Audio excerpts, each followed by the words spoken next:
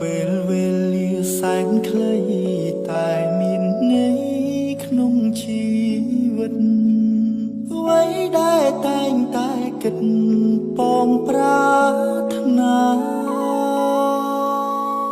មិនជឿលើ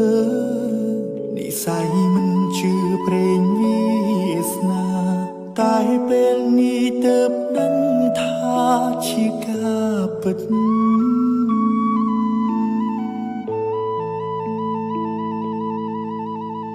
ឆាងជីវិតមានន័យព្រោះតែស្រីម្នាក់បងត្រូវជប់ជុំពេញក្តីស្នេហាដកចិត្តមិនរួចព្រោះតែដួងកែវនេត្រា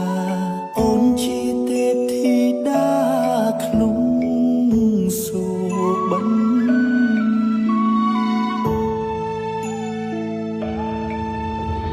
សំរទេពអប្សរមិនល្អ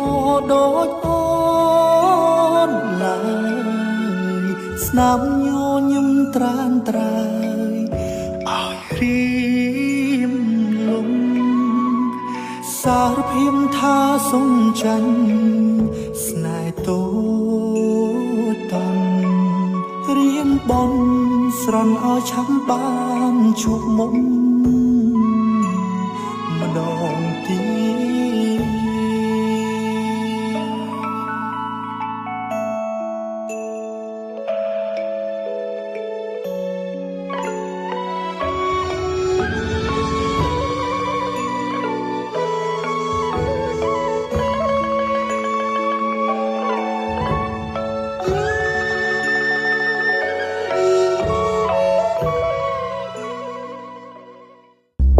ខ្ញុំពាក់មី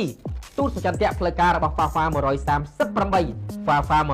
138 វេទិកាកំសាន្តដែលគួរឲ្យទុកចិត្តបំផុតលំដាប់ថ្នាក់លេខ1នៅអាស៊ីឈ្នះដោយសុវត្ថិភាពជាមួយនឹង Fafa 138 រីករាយជាមួយនឹងហ្គេមរបស់ Fafa 138 នៅជាមួយ Fafa 138 Fafa 138 សព្វនាមនៃភាពល្អឥតខ្ចោះ